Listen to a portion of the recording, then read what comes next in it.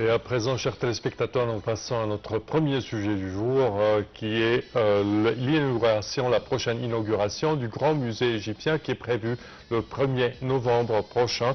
Et pour aborder ce sujet, nous avons le plaisir d'accueillir au bout du fil Madame Basma Qadri, qui est guide touristique et égyptologue. Bonjour. Bonjour. Alors, premièrement, quand on parle du grand musée égyptien, de son inauguration prévue le 1er novembre, on doit parler de l'importance de ce grand musée égyptien. Alors, quelle est l'importance de ce grand musée égyptien?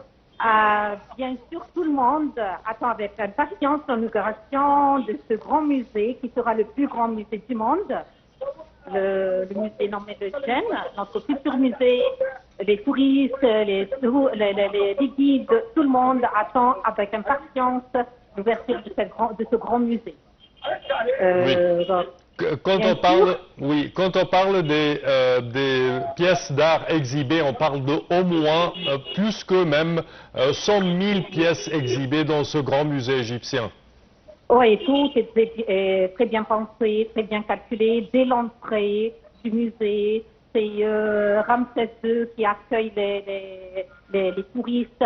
Même, on a respecté le phénomène de la perpendicalité du soleil sur le visage de la statue de Ramsès, comme celui du temple d'Abou Simbel. Oui. Tout était très bien pensé. On a sur la grande estrade les 117 statues, les statues les plus colossales qui accueillent les touristes, les rois les plus célèbres, les divinités les plus connues. Ensuite, on monte à l'étage, une vue fascinante sur le plateau de Gizeh, et ça commence la visite par la peinture et ensuite les sculptures, etc.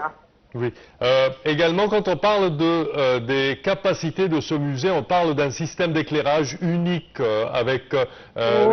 Oui, si vous pouvez nous parler là-dessus. Oui, l'éclairage, tout est très très bien calculé. L'éclairage, on a les trois couleurs. On a l'orange, le bleu, le vert et je pense aussi le jaune. Et c'est le désert. Ensuite, le vert, c'est la verdure. Parce que puisque ce musée, il parle de tout, il parle de la vie quotidienne. Et quand on parle de la vie quotidienne à l'époque, c'est bien sûr l'agriculture. On a aussi les nécropoles qui se trouvent en plein désert. Alors là, on a la couleur jaune. Et pour les rois guerriers, on a utilisé la couleur rouge. C'est la guerre. Oui.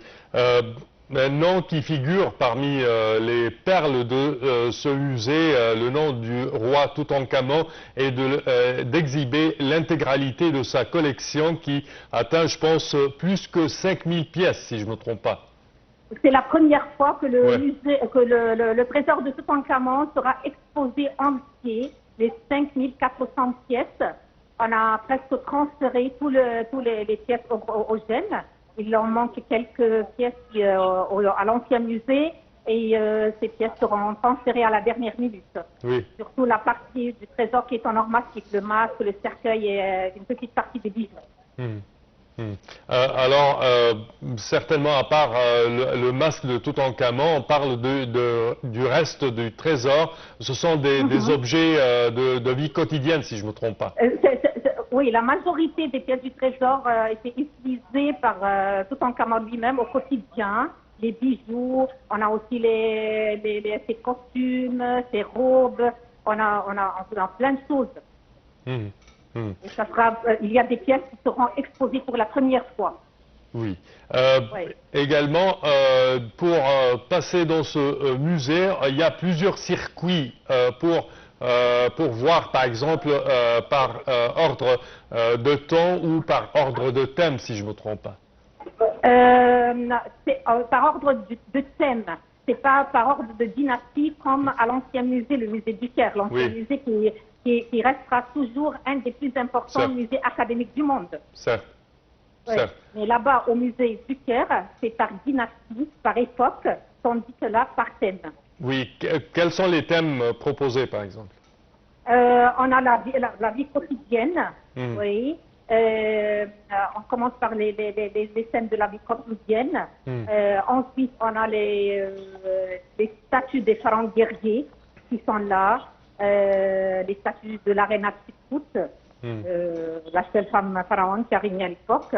Et on a une partie grecque, romaine, on a des momies qui sont exposées, on a aussi la partie guerre, l'armée qui est là et tout ce qui a rapport avec la guerre.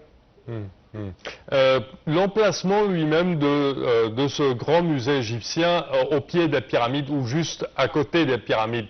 Oui, à 8 km des pyramides. Oui, qu'est-ce que cela donne aux touristes? Je pense que c'est alternatif. Soit qu'on commence par la visite du plateau, ça nous prépare pour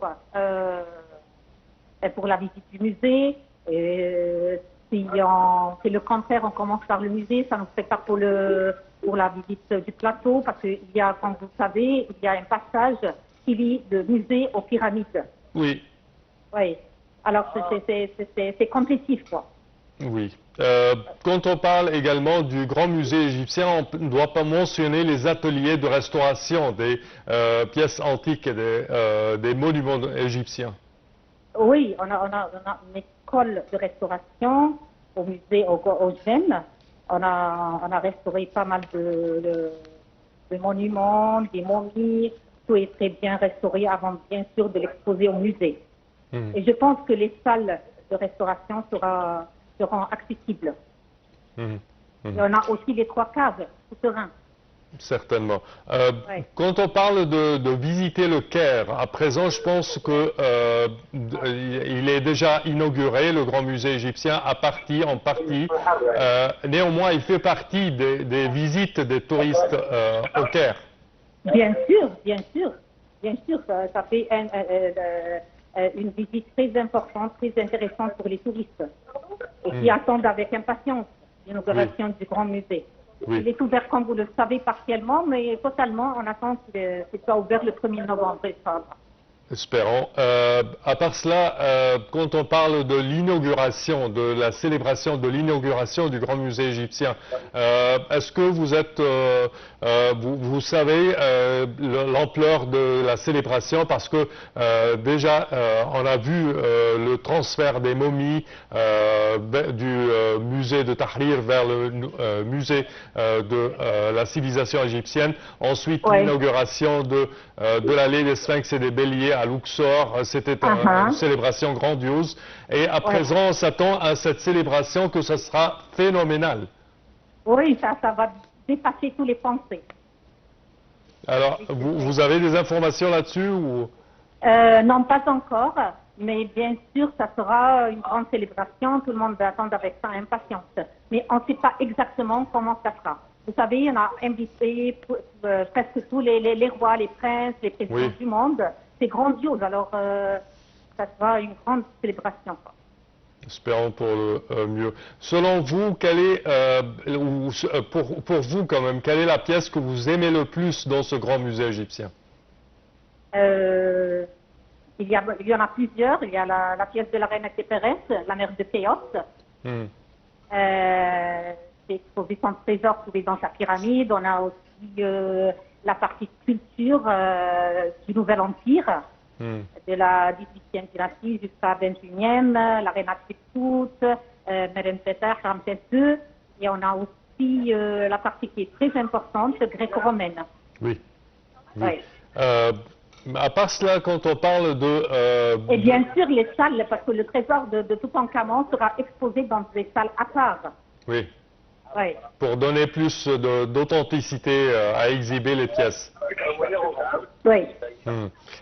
Quand on parle de la visite en Égypte, est-ce qu'on peut s'attendre à une attraction plus dense des touristes après l'inauguration de ce grand musée égyptien?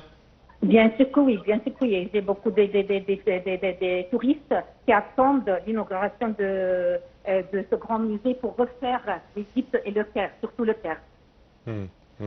Parfait. Madame Basma Qadri, guide touristique, je tiens à vous remercier énormément de vos explications. Merci à vous. À présent, chers téléspectateurs, une petite pause.